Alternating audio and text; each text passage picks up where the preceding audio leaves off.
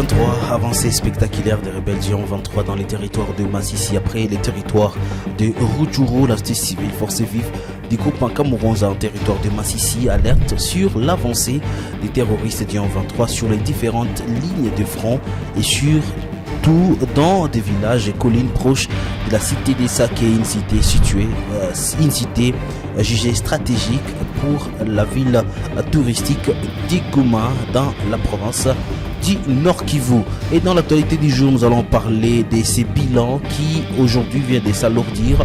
20 personnes viennent donc de perdre la vie dans une catastrophe naturelle à Kadutu. Nous sommes à Bukavu dans la province du Sud Kivu. Messieurs, dames, bonjour et bienvenue.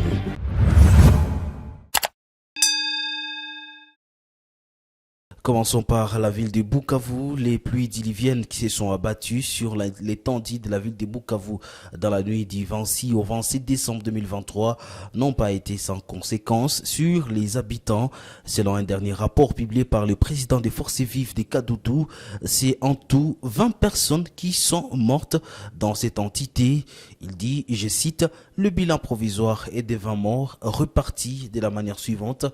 Quartier Nyamungo, 11 morts. Au quartier Nyamugo, tous de l'avenue Kaoua, dont 6 disparus. Au quartier Nyakaliba, 5 morts, dont 4 sur avenue Kadouhou et une personne sur avenue Moulongue et plus de 6 blessés.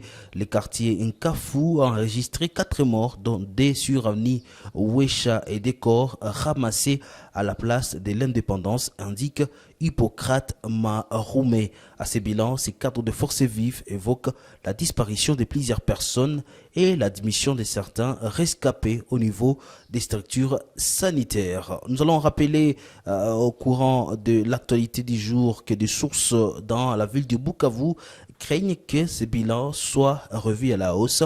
Des journalistes à Bukavu ayant échangé avec les forces vives de différentes communes avance un bilan provisoire des 40 morts dans toute la ville de Bukavu. Et dans les territoires de Massissi, comme je l'ai annoncé dans la première partie de cette vidéo, le forces vives du groupement Camerounais en territoire de Massissi alerte sur l'avancée des terroristes du 23 sur les différentes lignes de front et surtout dans des villages et collines proches de la cité des Saké, une cité située à quelques mètres de la ville de Goma dans la province du Nord Kivu. D'après monsieur le Paul Moucha, animateur de cette structure citoyenne, la période que traverse les territoires de Massissi doit être surveillée par le gouvernement qui semble ne pas s'impliquer massivement dans cette affaire. Selon lui, les attaques en répétition dans les villages environnants la cité des Saké secouent la population locale car ses habitants restent dans une confusion totale en ce qui concerne l'évolution sur la ligne de front et certains avouent quitter la cité vers la ville de Goma. Et puis en titre d'exemple, sont seulement les résistants qui affrontent l'ennemi dans les collines de Mitumbala, malgré quelques éléments FARDC qui se positionnent aussi sur la ligne de front. Ils pensent que le gouvernement congolais allait travailler en collaboration avec ses résistants afin de barrer la route aux agresseurs. Rappelons que le week-end dernier, les jeunes Wazalendo affrontent l'ennemi sur l'axe Saké-Moucha qui notamment à Mitumbala criait une terreur à la population des Saké et d'autres villages proches de Mitumbala en chefferie des Baoundé. Et puis dans le territoire de Rutshuru, 2 personnes grièvement blessées par balle et plusieurs autres biens de valeur emportés.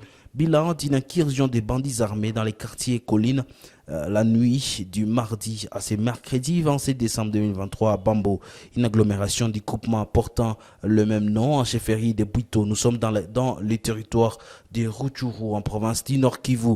Et dans une interview téléphonique accordée à votre rédaction, un cadre de base qui a requis l'anonymat précise que c'était un pillage systématique qui s'est passé dans cette zone occupée par les éléments M23 où ces bourreaux non autrement identifiés ont réussi à dévaliser plusieurs maisons de commerce mais aussi d'habitation sans que les M23 pressent dans la zone ne réagissent. Et au cours de cette opération qui s'est passée dans toute inquiétude, un homme répondant au nom de Irakiza Semivumbi, âgé de 47 ans, et une fillette Shukuru Ira Subiza de 12 ans ont été touchés par 2 balles et ces derniers poursuivent les soins appropriés dans une structure sanitaire de la place.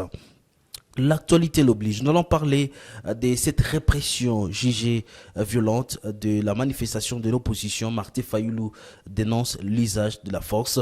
Une manifestation de l'opposition à Kinshasa a été violemment réprimée par la police et la brigade de l'IDPS selon les dénonciations de Martin Fayoulou opposant au pouvoir de Félix-Antoine Tshisekedi. Martin Fayoulou a exprimé son indignation face à la répression violente de la manifestation. Il a expliqué que le programme de l'opposition était simple, c'est rassembler progressivement et se rendre à la Commission électorale nationale indépendante CENI à midi. Cependant, en raison de barricades, des barrages policiers, une stratégie alternative a été adoptée impliquant la présence des jeunes qualifiés de milices de l'IDPS aux alentours. La manifestation a été attaquée, entraînant des blessés. Il a été rappelé que l'objectif de la manifestation était de protester contre ce qu'il qualifie de braquage électoral et a accusé Denis Kadima de préparer un chaos en République démocratique du Congo. Les événements ont donc suscité des réactions d'indignation face à l'usage de la force contre des manifestants pacifiques. Les interrogations de Martin Fayoulou soulèvent des préoccupations sur l'état de droit et l'implication présumée de la police avec une milice politique. Les autorités n'ont pas encore répondu aux allégations de répression violente. La situation suscite des inquiétudes quant à la stabilité politique dans la région après ces élections du 20 décembre 2023.